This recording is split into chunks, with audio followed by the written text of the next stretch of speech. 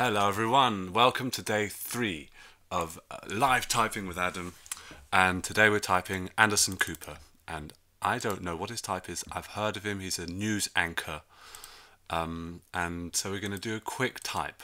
Now I'm going to do a recap on 2 days ago. I did Amanda Peet, but I didn't do a proper reanalysis of how I got the type wrong. So I actually had to process it quite a lot because there's a lot of added things that are coming in, like wanting to get it right and the negative feeling of getting it wrong, or not right, 5 out of 10. So I have to actually go walk around, sit down, and do some sleep processing.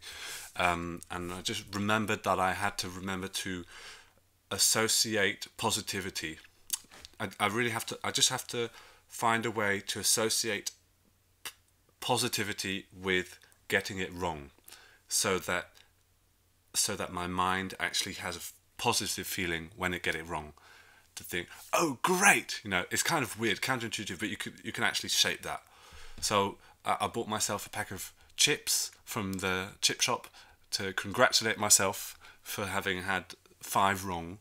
And it's true though, there are definitely advantages, positive things are out of it. Like you're practicing, you're making mistakes. As I say all the time, making a mistake means you're learning.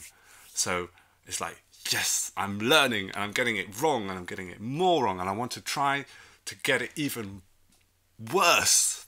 That's the goal, Try to brainwash yourself with that, and then it doesn't fuck you off so much when you get it wrong, because you're like hoping it's wrong. It's quite weird. But okay, let's see what I said.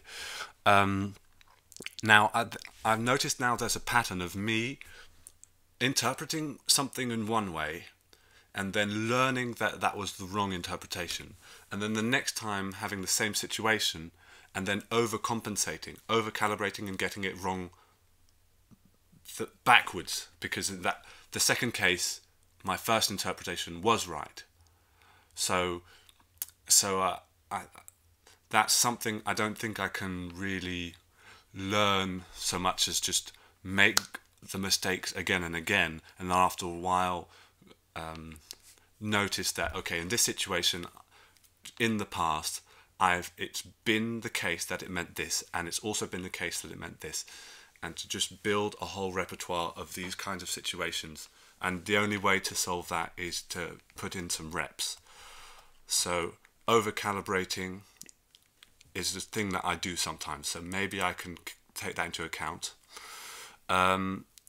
Look, okay, I have to think of, during the videos that we're watching, I have to think of what place in their career, in their life, are they at this point.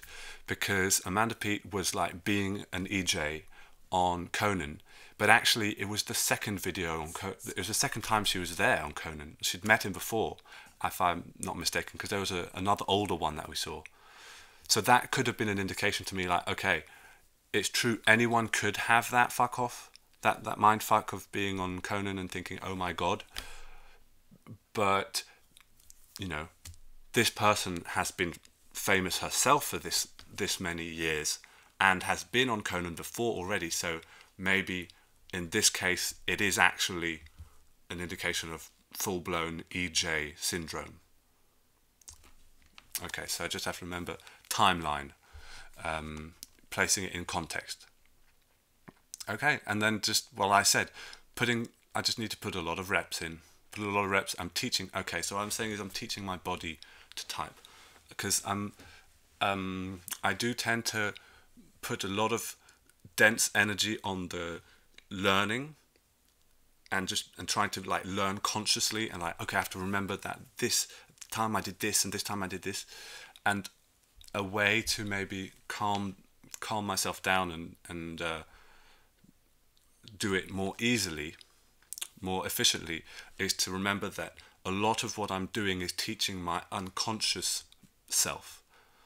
I'm giving myself unconscious feedback for my unconscious self, so that I don't have to consciously remember everything I learnt it's still in there, and it will come out when I watch a video and I recognize it, and I don't know why or how. That maybe that's the blast above consume that I'm trying to emulate. But anyway, so that's it. So I've got to trust that I'm learning, and that I'm taking that it's going to take the time that it takes, but I'm doing it as efficiently as I can. So that's that. It's quite vague. It's not exactly specific to Amanda Peet, but those are the things I took out from last time. Good. Okay, well, let's start. Anderson Cooper, let's go. First impressions. I know what he looks like already. He looks very, suit. He's very skinny. He looks like a shark a bit. But is he friendly? I also don't know so much his political views. Is he left or right or sort of in between? Or he's on CNN, so he's theoretically sort of left side. But I don't know. We'll see. Anderson Cooper interview. But maybe he's going to be the interviewer. Interview Stephen Colbert? Oh. 9 years ago. Look at that. Okay. Let's watch this one.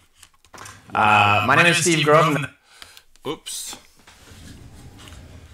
Oops. Sorry, guys. I gotta put my headphones in. Put me headphones in. Aww. Now we're all set. See, I gotta do these double checks. I have to make a checklist. I'm the head of news and politics at YouTube, and it's my pleasure to welcome today Anderson Cooper. Okay.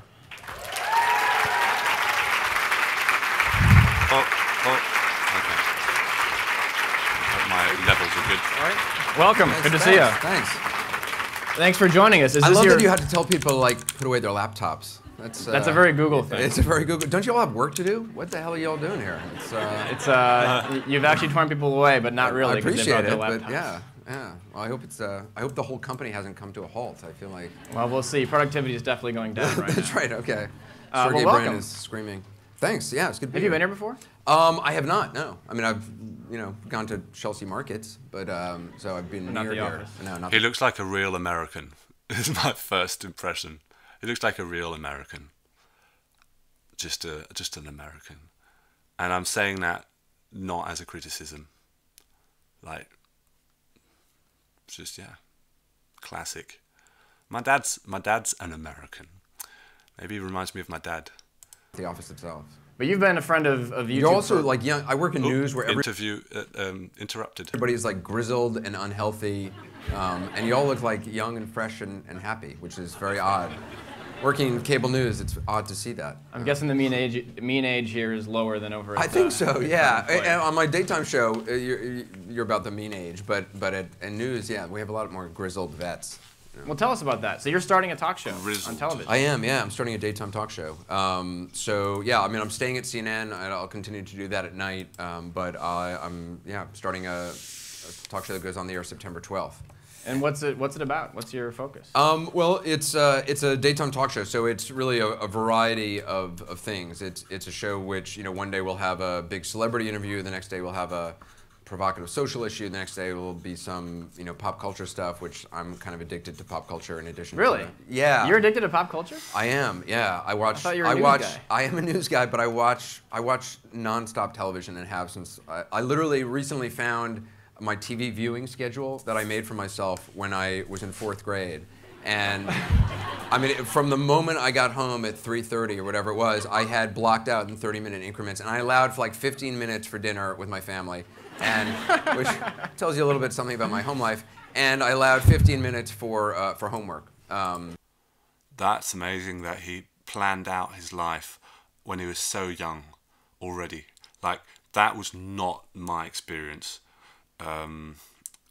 And being so young, I doubt that would have been like a peacocking kind of thing. I mean, unless they're different kinds of people have different relationships with their type. Like, I feel like I was very honest with myself about like this is not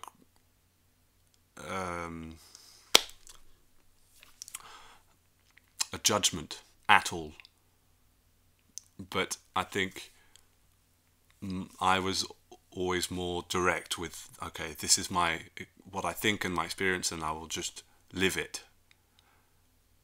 And which in a way is also more unconscious than trying to compensate for your type, because you're aware that you're not having the right thoughts, or whatever you'd call it. So I have to learn more. I have to think more about that. People who are more on the peacocking side of how they relate to their type, and people who are more on the this is really, I'm just telling you exactly what I'm feeling now. I'm telling you what my brain's saying. No filter. But anyway, I wouldn't do that. I wouldn't block out my time to watch telly. It was not regimented. Every day was just we'll see what we're going to do today, and just follow whatever you want to do on the moment, on the spot.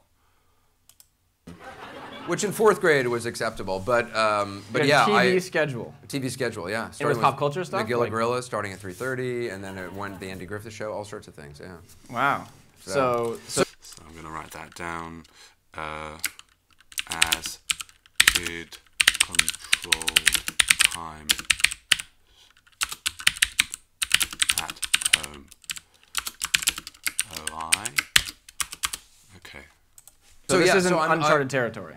Yeah, I literally watch, I watch tons of just cheesy reality TV shows. I watch The Soup to catch the shows that I've missed, and I watch Tosh.0 to catch up on the web stuff that I'm missing. So I feel like I have all my bases covered. What's your favorite pop culture show on TV? Oh man, I go through phases. I was an early admirer of the Atlanta Housewives. Perhaps you've seen their work. Oh, I missed that one. Really? Yeah, I'm ashamed to say. Anyone here see that? Yeah. All right. Good.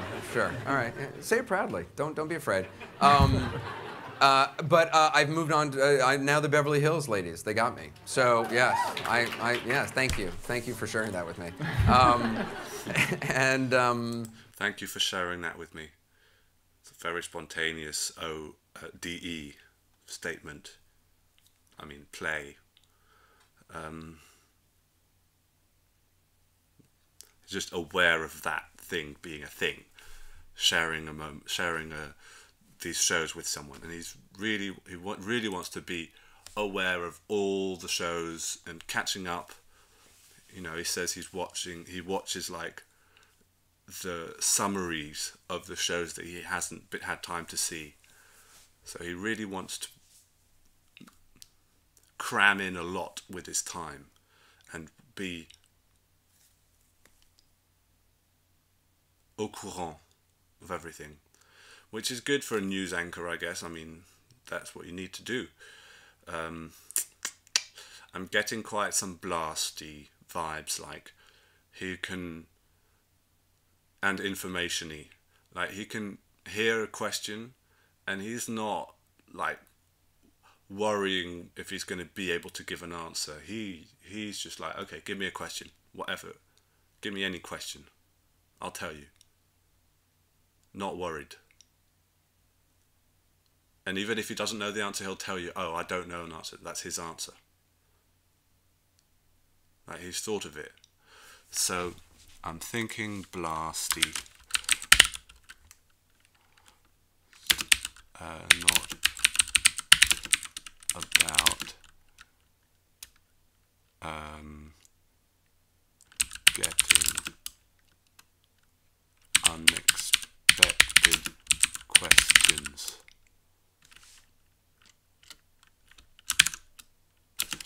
Last. And yeah, he was quite quick about giving his answer. Mm-hmm. Yeah, so I watched the Beverly Hills Housewives. I feel like Bravo schedules the Housewives back to back so much that emotionally I need a little bit of a break. So I actually have DVR'd the new Emotionally, I need a bit of a break. Okay, very aware of your emotions. You know, calibrating your emotions. Could be sleep, because it could be DI. Oh wait, DI. FI. That's what I'm immediately thinking. New Jersey Housewives, because I feel like I'm not really ready for them yet. But I see. But I'm saving up for a rainy day. Well, maybe you can watch some of the clips on YouTube if you miss them during the day. That's quite true. I also watch like drama. I'm a big addict to Breaking Bad and you know, The Killing, and although the last episode I was very angry about. But so yeah, I watch a lot of stuff. You know, you're no stranger to YouTube. You and I met back in '07. We did the CNN YouTube debates, That's right. where you moderated a couple debates. I just said F. He. Keep the coins. Try to stay on track of just the coins as much as you can. Of course, the axes are a valuable, you know, thing to pick up on that you can use as a counter fuck, and so the axes and the functions, and you know, all the sort of combinations of coins you can use, but if you can, try to stick to the coins. I don't know why that's my advice, but it kind of makes sense to me that that's the way to go. So F. Citizen questions from YouTube. Yeah, which was cool. And I'm last not sure week, the Republican candidates liked it as much as the Democratic candidates. no, Yeah. they weren't as happy about the snowman-like They didn't questions. like the yes, right, Yeah, yes. yeah. They didn't like.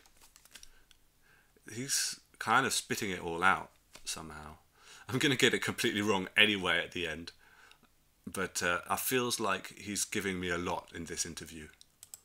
But it was pivotal. There were definitely moments. Back then, it was, of course, oh my God, social media in a debate. Right. Now it's like, you know, every debate has these sorts of aspects to it. Yeah, no, it's interesting. I mean, it's, you know, obviously it's been a sea change.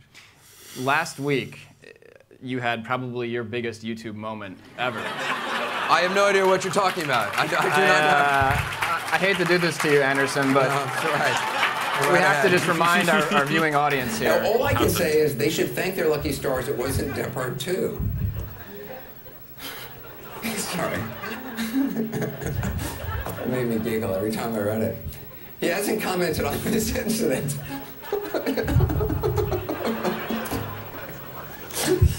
Depp Part 2.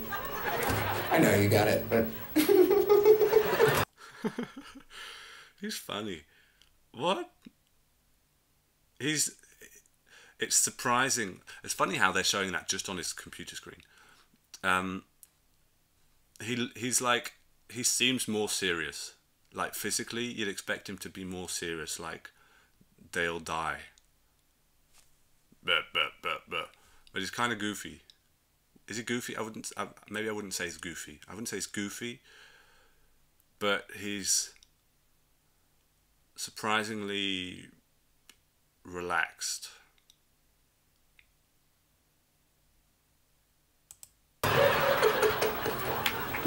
This is the worst part coming out. It's so bad. This is live on the air. Yeah. I didn't even get the joke. I have no idea what something two. I didn't get it. What the fuck? Okay. All right, we'll spare This you. actually never happened to me. Go see this thing on YouTube. Okay. But is that Demon F then? Maybe is that Demon FI or like?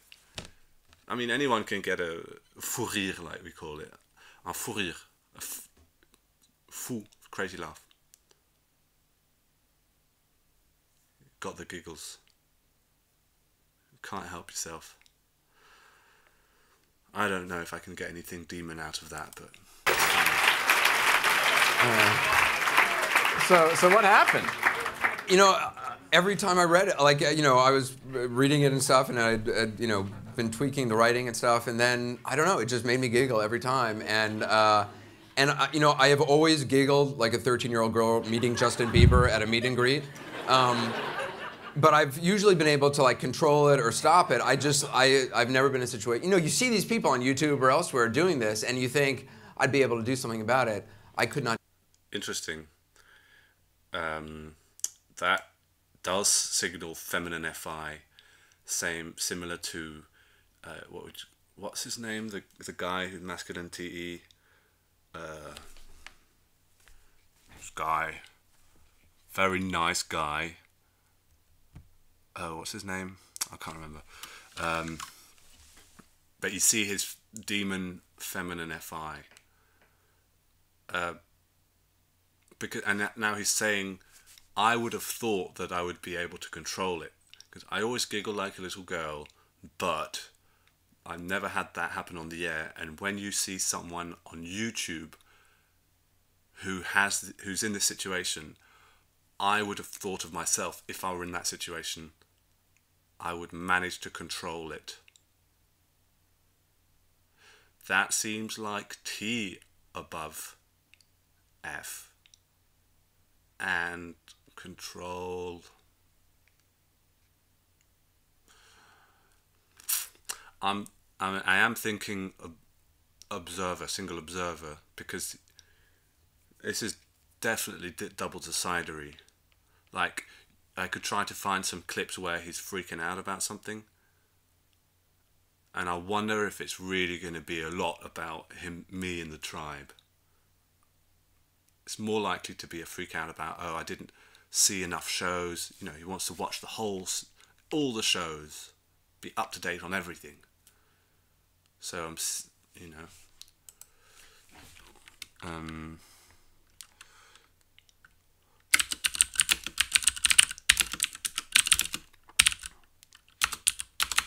things than people watch all the shows.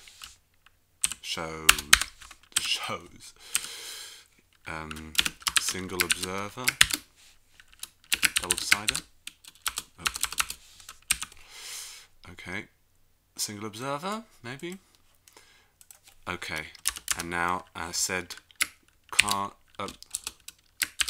Would imagine he could control his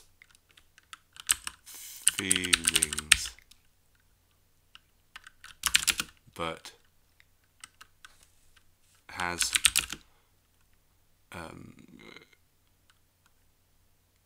fou rire. Demon FI or Demon F? Demon F? Demon F. Gotta keep it to just the basic coins. Not do anything about it. It's really true. Your show's tape delayed on the West Coast, and you're on a second hour later. Were you tempted to cut that out? Well, it's funny. As soon as this happened, and then we're off the air, I said to my producer, because I was that was at 8 o'clock, and then my show was going to be repeated at 10, and I said we can just pull that up for the 10 o'clock, and there was like silence. I said that out there, you know, and there was silence in my ear on the IFB, and they were like, "Oh no, no, no, no, no." That's staying on. We are not pulling that up at all. So. Yeah, so it was you were a fine good sport by me. about Yeah, it. no, Yeah, totally. yeah. I mean, it's you know, I make fun of myself more than anything else. Yeah. So. Well, you've launched a YouTube channel. I just pulled it up here for the talk show. Mm-hmm. You've been posting Right. videos and taking questions. Some of those we'll get to in a moment. I wanted to just play sort of an example of a way that you've been using YouTube to kind of get audiences Right. excited about the show. At Right On Time 123. How do people come up with these names? Okay, at Right On Time 123. Hey, I can't wait for the new show. Thank you. My question is this: what was the last song that got stuck in your head? It's this is embarrassing. I can't believe I'm even going to say this. Rebecca Black. It's terrible. It's really bad. But that stupid song, it got stuck in my head. Like, I was kind of late to the whole Rebecca Black thing, and once I saw it, it's just mind-bogglingly bad, but I find myself being like, I don't even know the words. I just keep saying that stupid thing in my head. And then I heard she was I was listening to BBC Radio over the weekend, and there was some Katy Perry song, and I think they said that Rebecca Black is in the video.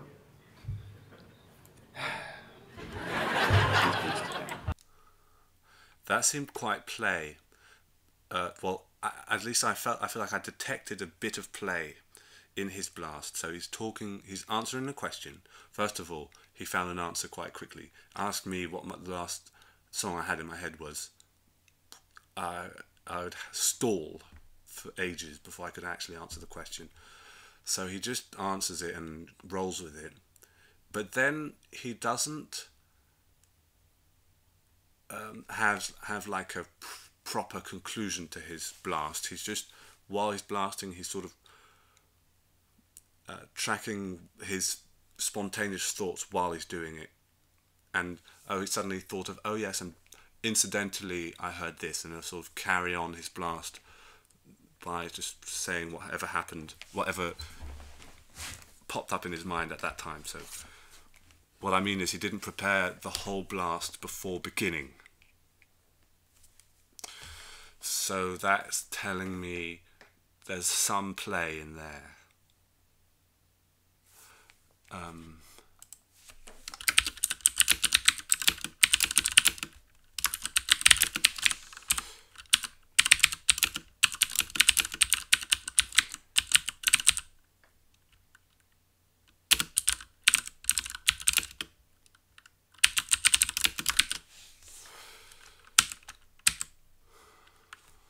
Spontaneous thoughts, or like, I remembered this and I wasn't planning on blasting this, but you get it.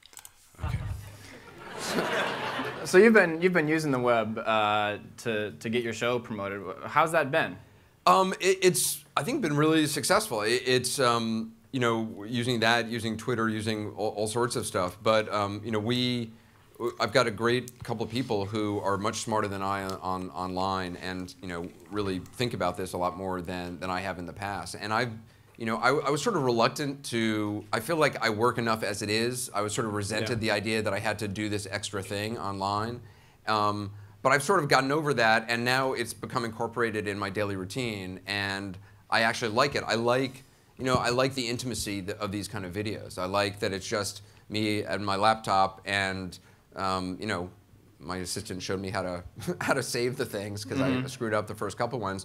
But I like having that communication with viewers, and I think viewers like it as well. And it in a time when we're not yet on the air, we go on the air September 12th. Screwed up the first couple ones. Sorry, I'm kind of half paying attention now because I'm sort of I'm processing. There's some new comments on the Facebook group about Dave and Shan and the website, and how they're aggressive on the page with all the disclaimers and that. So it just distracts me sometimes. I've been thinking about it. I actually wrote out 3 pages this morning on sort of where I'm at this point, and I think it could be useful, but I haven't blasted it quite yet. I might make a blog about it, a written blog, but I don't know. We'll see. It's okay. The ball's starting to roll.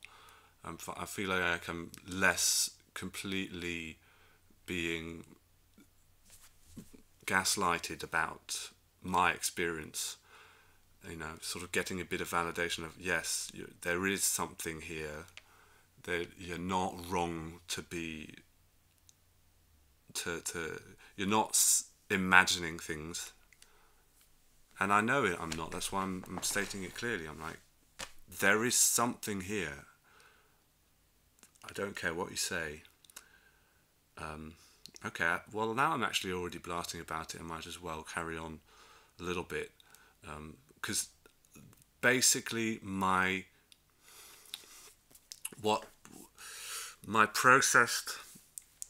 the processed thing I've come down to, the main point is about judgment, and I think that is something we could really deep dive on, talk a lot more about. Judgment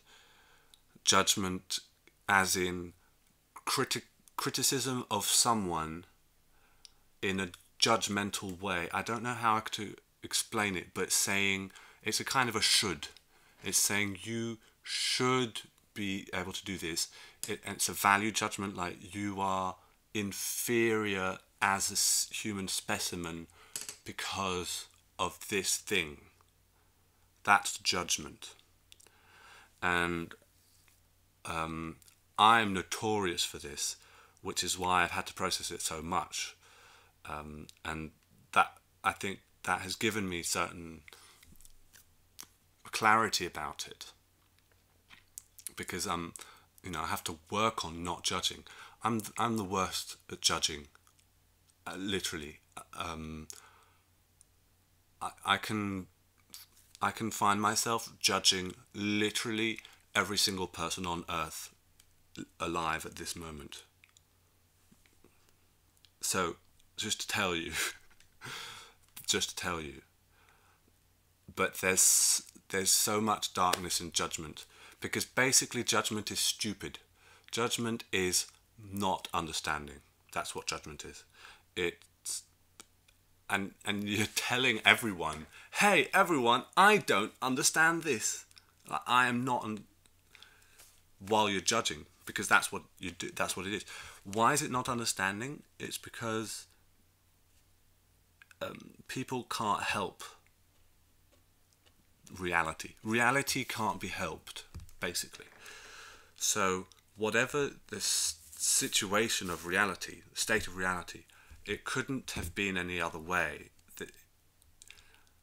In other words, talking about people again, you can't judge someone, because if you'd been in their shoes, you would have acted exactly in the same way. Their life has brought them to this place. So the only thing you can do is try to understand it. But judgment is a non-starter. It's a non-starter. So that's something I try to notice every time when I try to notice as often as possible when I'm feeling judgmental. And I watched a couple of videos on YouTube about, you know, how to process it, and you want to be able to tell yourself, you know, to reground yourself, refocus yourself, and to say, I am in no position to judge, because it's true, because it's true. If you think you could have done better or differently, that is because you're not in the right position. You don't understand their point of view. Necessarily, if you understand their point of view, then you would have compassion or understanding, or you could be able to say, this is why this happened, and yeah, not judge. Okay. I'm so slow with my blast. Jesus. Okay, so there is a certain amount of judgment. Okay, the second thing I want to say about judgment is, so first of all, it's not rational. Two, it's in all of us. Everyone is judgmental. So telling someone they're judgmental can't be a criticism. You can't be free of it. You can't expect anyone to be free of it. And that, yeah, it's a really interesting subject, because seeing judgment in someone immediately evokes judgment on your part for them, but then it's like a cycle. So you have to be able to jump out of it and to actually be at ease with the judgment, to be able to see it and not freak out about it and say, oh, you're wrong to judge because you don't know their position. It's like, it's a real thing. It's just simply a real thing. It's not extraordinary. People judge. Big whoop. So that's the second thing. Because I want to be able to say that Dave and Shan have very high judgment and criticism in their way of being, in their way of interacting with people. In their view of the world can be very judgmental. Not all the time, of course. Like, when you're being rational, you know, part of the day, you say, okay, I know that rationally it's not right to be judgmental, but in fact, there is a lot of judgment and criticism. And I think, personally, I believe that comes from the demons. Simply like it's a freak out reaction to your saviour's not working out. And so yeah, and it's subconscious, it's unconscious. That's how I've got a whole thing to say about it, but okay, I guess I needed to say this. So I don't think I'm going to conclude this story, but I think we have to, for me at least, to be able to process Dave and Shan, I need to be able to see that dual light where they have pure good intentions and also have a very big fuck off energy of it's true that we don't like people in a certain sense. We have morals that you might find unacceptable, but they are true and they are in us. And I have this too, right? So I'm not criticizing. But I think it would help for Dave and Shan to communicate this with the tribe. The openness, to just be open with the tribe, because there is definitely a lot of pain and darkness behind what they're doing. There's a lot of pain and darkness, and a lot of also, I don't give a flying fuck, which is badass. But they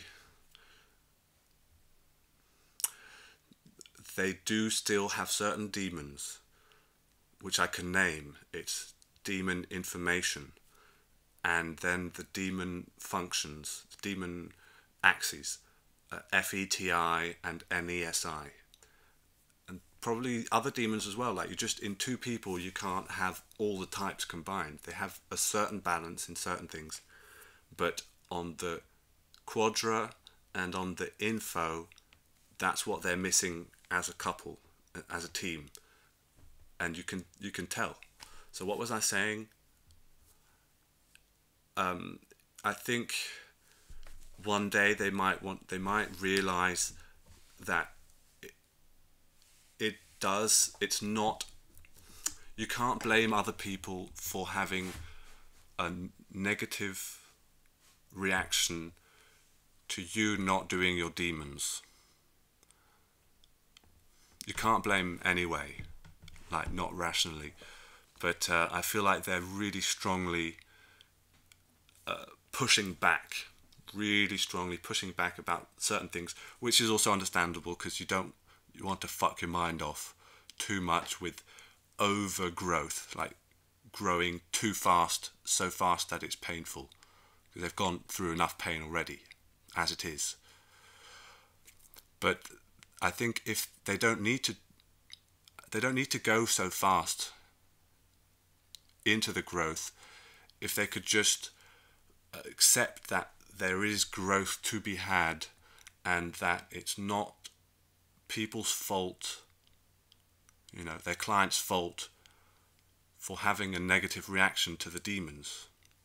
And of course all the people themselves has their own messed up mind and their own demons that are coming into play as well. But I think there is a lot of black and white ways of looking at this, and a lot of people will tend to only defend Dave and Shan and say, oh, people are so unreasonable to have such high expectations of them. That's wrong, because for me that's wrong, because clearly they're not doing all of their demons. And then also, and maybe I've been guilty of this, is to put a lot of criticism on them for not doing their demons and not be able to say, yeah, okay, but people are really unreasonable. And yeah, I think after a while, yeah, that should be the message. That should be the message, I believe. So there you go. Okay, let's see if I can finish typing Anderson Cooper now that I've processed and blasted this thing. Okay, let's see. 12th, and we just started taping some shows. It's a way to start communicating with viewers, and especially in daytime TV. I mean, for those of you who've watched Oprah or one of these daytime TV shows, it's about building a sense of community and building connection with viewers and building. It's not just a program that is on the air 1 hour a day. You want it to be, if it's successful, and the shows that have been the most successful and the shows that I as a viewer feel the most connected to, and that's what you want. You want people to feel connected to it. It's not just connected to that 1 hour that you're on the day on the air. It's connected to it in a real time, 24-hour way. Online, there's community of people you talk to. You get feedback. Yeah, you get feedback, Yeah. and the show and the website and the YouTube channel. It's all a place where you feel you belong and you want to check in with. What is the purpose of a daytime? Okay, now he's talking about connection, and you want people to tune in and be, everyone together and making a tight-knit community and all this, and it's making me think back again to the last couple of people I've typed, where the way he's saying it, it sounds like it might be his demons that he's trying to present, which is, this is what I've worked on, what I'm thinking consciously, because it's not obvious to me. That's what I'm thinking it could be in this case. So, demon connection. Demon connection with people, possibly, because intuition is also connection. I'm going to rewind a little bit and watch it again. September 12th, and we just started taping some shows. It's a way to start communicating with viewers, and especially in daytime TV. I mean, for those of you who've watched Oprah or one of these daytime TV shows, it's about building a sense of community and building connection with viewers and building. It's not just a program that is on the air 1 hour a day. You want it to be, if it's successful, and the shows that have been the most successful and the shows that I as a viewer feel the most connected to, and that's what you want. You want people to feel connected to it. It's not just connected to that 1 hour that you're on the day on the air. It's connected to it in a real time, 24-hour way. Okay, so he's talking about how some shows, you're not only engaging with it while you're watching the show, but you're thinking about it during the day, in between episodes, where you're thinking, oh wow, what's going to happen next? What's this person's relationship going to turn out as? He watches a lot of reality TV shows and things, and so that's what he's saying. He's noticed that that's a thing. So he's noticed that it's like a deep underlying quality aspect of TV shows that he wants to reproduce explicitly, which is interesting, because I'm sure most of the people who do make these shows are not consciously trying to do that. What does that mean?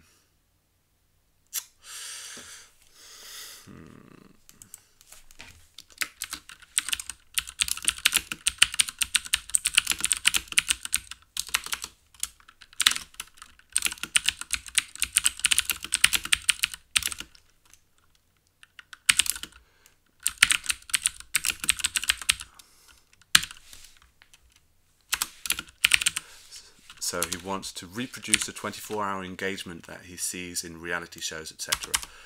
Okay, so what's he trying to do while he's watching these shows? What's he trying to process? Oh, hello? Ah.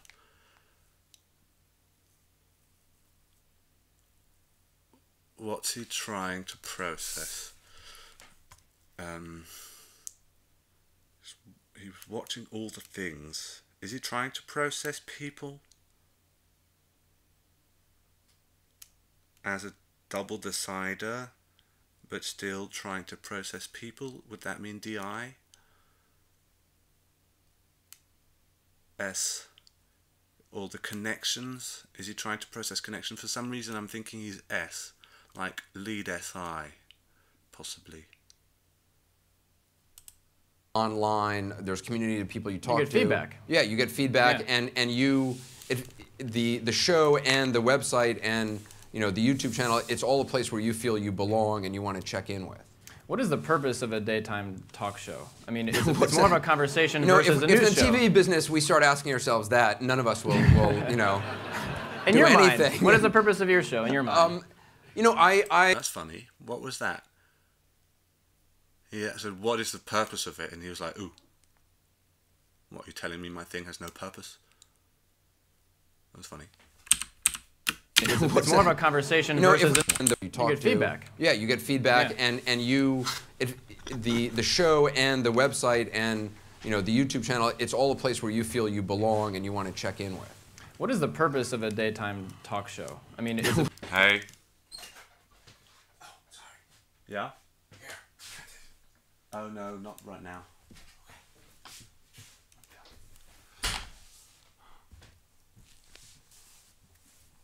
it's more of a conversation versus a I news. should put a sign on my door that says, filming, please do not disturb. Thinking about the how to control things. Look at me go. In the TV business, we start asking ourselves that. None of us will In do your anything. mind, what is the purpose of your show in your mind? And he's just like, well, just for you. I mean, I'm not criticizing. What is the purpose? It's all a place where you feel you belong and you want to check in with. What is the purpose of a daytime talk show? I mean, it's more of a That is funny because he just told him. I just told you the point is to get people to connect and to engage and things. And now he's like, okay, what's the point though? What are you trying to do? So maybe he's more of an observer and he's just trying to figure out what the information is. And he's like, and so it's not obvious that the main goal could be just connection.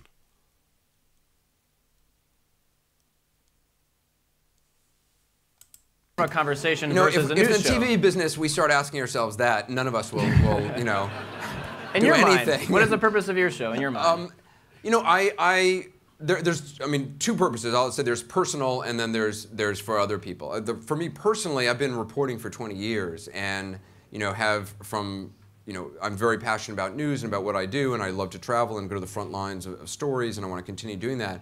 But I also, at the age of 44, want to do something which does allow for more human connection with other people, and which allows me to kind of show. If in the TV business we start asking ourselves that, none of us will in do your anything. mind, what is the purpose of your show in your mind? There's two purposes. I'll say there's personal and then there's for other people. For me personally, I've been reporting for 20 years and I'm very passionate about news and about what I do, and I love to travel and go to the front lines of stories, and I want to continue doing that. But I also, at the age of 44, want to do something which does allow for more human connection with other people, and which allows me to kind of show more of my personality. And the news, there is a certain formality to it, and a certain one or two-dimensional nature of it, and it's. So he's been doing SD all his life, and now he wants to do NF. Basically, something like that.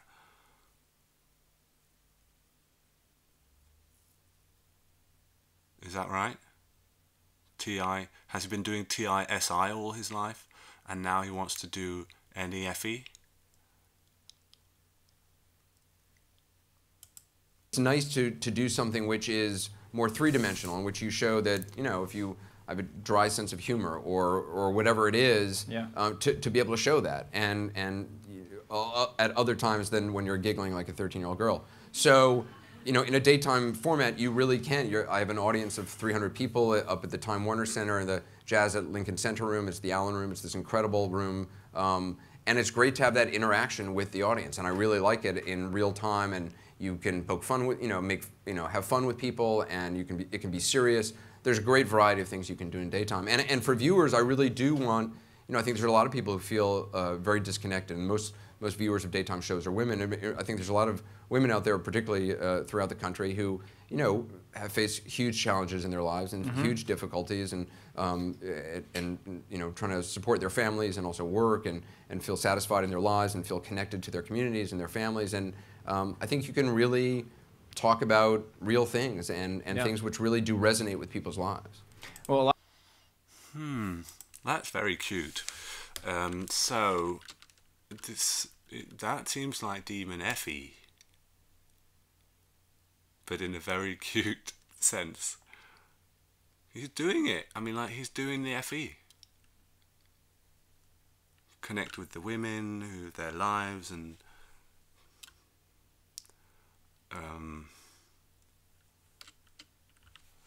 if I were to guess, I would say sleep, S-I-T-I, sleep blast. Is it play last? Sleep blast, consume, play. I mean, he's an anchor, so info dom. I think it's quite a safe bet. And play last, possible. Sleep blast, consume, play. That would be double activated SI and TI. Yeah. Masculine S, feminine DE. That would be like my now guess. If I wanted to just close up shop, not prove things, not just give it a shot and hope I made a lot of mistakes. Okay, but let's try that, and then see if it carries on fitting for the next 5 minutes. So S-I-T-I, sleep blast, consume, play, MF. I'm going to do this because fuck you.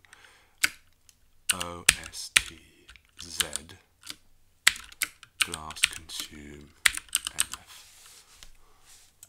a lot of those fans and viewers submitted questions on your YouTube channel. We'll play a few of them now, and then we'll take some questions from the folks here as well in a bit. Sounds good. So the top voted video question came from this UNC student.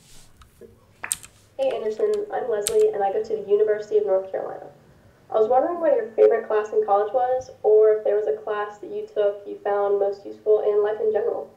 Thanks. God, I remember those bunk beds. Jesus. Do you remember those? Oy. Yeah. Was there a class in college that I found useful in life? No, actually. Did anybody find Bringing a class? endorsement of, right. of going to yes, college. I don't want to badmouth Yale, but no, there was nothing. You heard it. Is the Demon SI that he's sort of portraying? No, I said he's OI from the beginning. I can't. This is my NE. I make a decision and then I sort of call it into question over and over and over again. It's like, it's pretty good, but after a while it's like, come on, man. Stick to your guns. Right here. Yeah, that's right, exactly. Don't go to Yale. That's what I spent the money on. I mean, I majored in political science, which at the time to me was like majoring in reading the newspaper every day. And I don't quite understand what political science enables me to do or entitles me to do. I mean, I was a liberal arts major, which means that I had no actual skill, and I work in TV because I have no actual skill. Liberal art major because I have no actual skill. Yeah, he says that. He self-deprecates a lot. Interesting. Would SITI do that? I don't know though. Wouldn't that be kind of a little bit more stuck up? But I really don't. I don't know. I wasn't one of those students in college who felt I didn't love the college experience. People would say, adults would say like, college was the best 4 years of my life, and I think, God, if that was the best 4 years of my life, just shoot me in the head because, I mean, it was fine, it was great, I guess, but My college was a lot of fun. The classes were, meh, but there was a student life that was amazing. Just, yeah. So good. the best I mean, I feel like the best is yet to come, and each year it keeps getting better and better and better, and at 44 I feel so much happier and more confident and all that stuff than I did back then, and yeah, I And didn't, right after college, didn't you essentially just start reporting from war zones? I took, my brother had committed So he... Ooh. suicide right before my senior year of college, and so my senior year was sort of a blur to me, and when I graduated, I had not done any job interviews. I really had no idea what I wanted to do. He just blubbed through that. Maybe that's processed about his brother committing suicide. He just said it as if it was just information. But I'm sure that kind of seems demon FE. Trying to confirm my guess here, but would you just say that and not mention how it's kind of hard?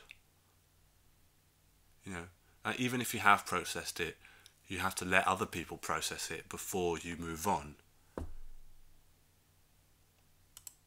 I was really still trying to adjust to the reality of the situation, and so I took a year off, and I lived down Long Island for a while. I did carpentry work, and then I traveled around in Southeast Asia on my own.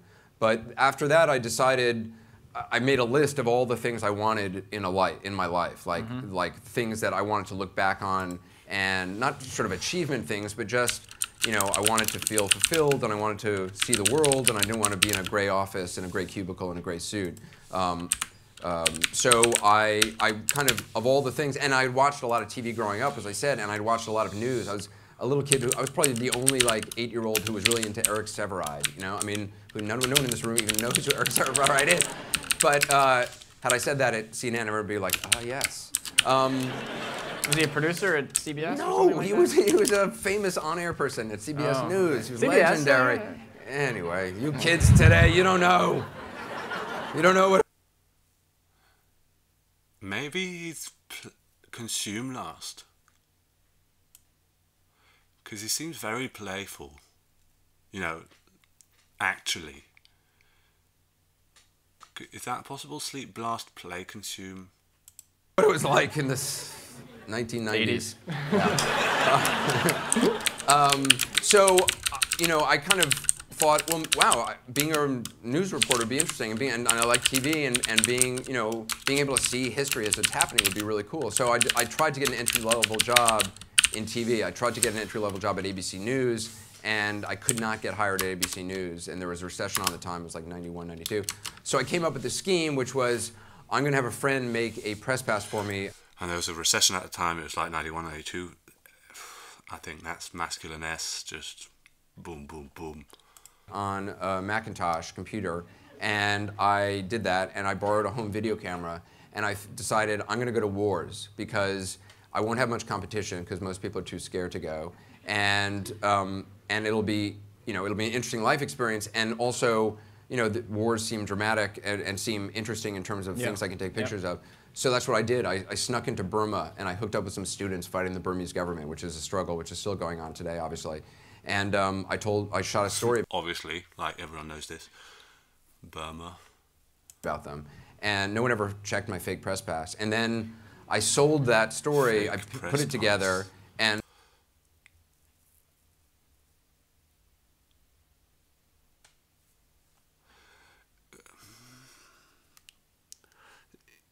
it seems very very not prepared in certain ways, or just, not afraid to jump in, which is kind of OE.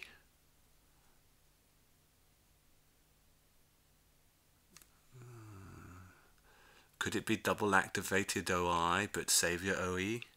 Like lead OE? Like any TI? No. Could I see him as any TI? Consume? No, because I'm seeing blast above consume. Consume, play, blast, sleep. Nah. That is me. That would be me. I don't think so. And I sold it to this thing called Channel 1, which was a show seen in high schools and middle schools throughout the United States. Was anyone here have Channel 1 in there? Yeah, one or two. yeah. It was big in the Midwest and the South. And then they still didn't hire me full time, so then I said, okay, I'm going to go to Africa. I'm going to go to 10 different countries. I guarantee you 10 stories. It's going to cost you $2,000 a story, and here are the 10 stories. And I made up 10 stories. I had left high school a semester early and driven in a truck across sub-Saharan Africa, so I was sort of familiar with Africa, or sub-Saharan Africa. And the first story I did was I went into Somalia in the early days of the famine there, there was a famine back in '92, and there's a famine now, but there was a famine back in '92.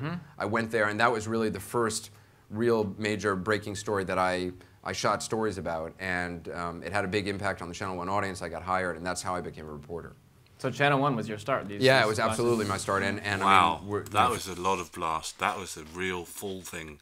And that was with the beginning, middle, end, and no channel changing.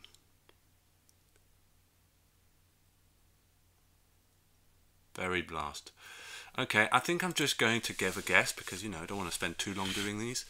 I think I will change from the above guess, Energy Dom. I'll say Energy Dom because the thing is with Energy Dom is you still get the double activated blast, which does mean that they have a certain relationship to information, where you see the information quite intensely, but like only on one of them. Only intensely blast or only consume. I'm just talking out my arse because I don't know what his type is, but anyway, this probably, just Adam's blast. Yay. One day it will be valuable. So, S-I-T-I, sleep, blast. I'm going to say play, consume last. Consume last, but he's a reporter. O-S-T-Z, blast, play, F. Oh yes. Oh yes. Normally you put the MF at front. Okay. Okay, well let's just do it. Let's just go and let's try to see if I can get as many mistakes as possible. Observer. Come on, tell me his decider. S. Tell me his N. Okay, I'm not going to overdo it. No. O-I. Blast. Sleep. G. Masculine S. Feminine DE. Okay, could it be masculine DE? Because I kind of often just assume people are feminine DE because I have a bias against masculine DE. I have a bias towards feminine DE. Like, I prefer it. I think it's more appropriate. Whereas logically it's not more appropriate. It's equally inappropriate as masculine DE. So I have a certain prejudice about. So could he be masculine DE? For the next 2 years, they made me I was their only sort of traveling foreign correspondent, war correspondent, and I just went from one war to another. I was in Bosnia during the war there. I was in Rwanda during the genocide with the RPF who were fighting to stop. I think it's too long. And I would make it masculine FE. Interesting. No, it's a 1906 firehouse that was decommissioned back in 2007. It was Really? empty, yeah. And so yeah, I'm moving in soon. That's cool. Yeah, it is cool. It is cool. Very interesting. Okay, let's say masculine DE just for kicks.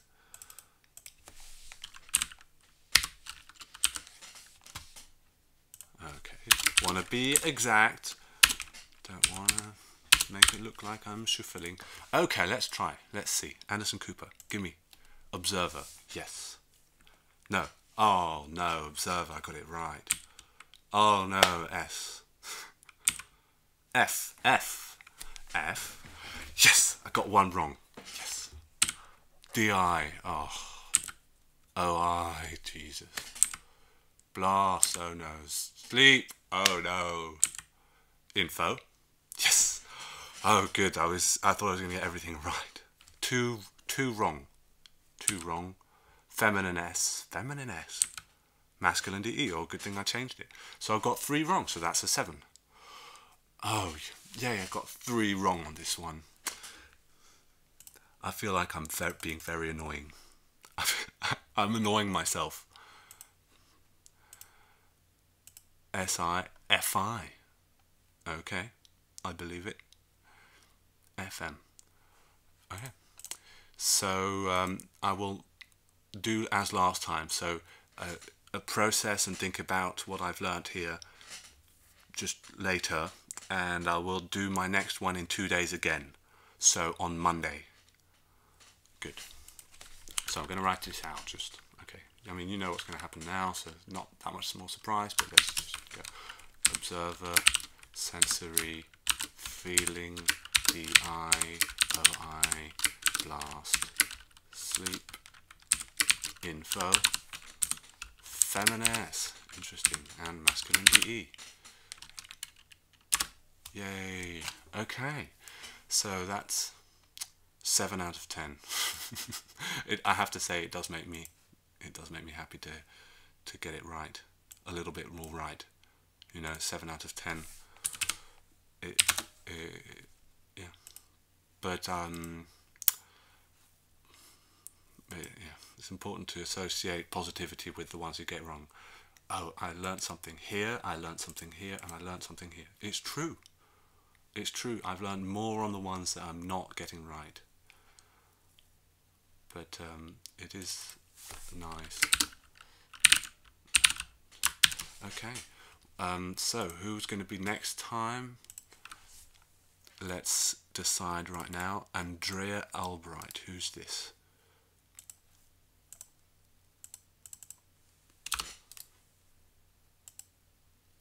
Weight loss? No. Andrea Roth.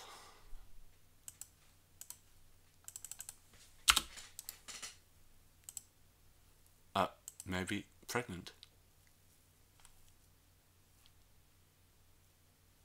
Distinguished Teaching Award. Okay, Andrea Roth, why not? Let's go. Control of it. Number 20. This is good. This is good. Cool. Okay, well, that's it for me. Have a lovely day and take best of care. Bye, everyone.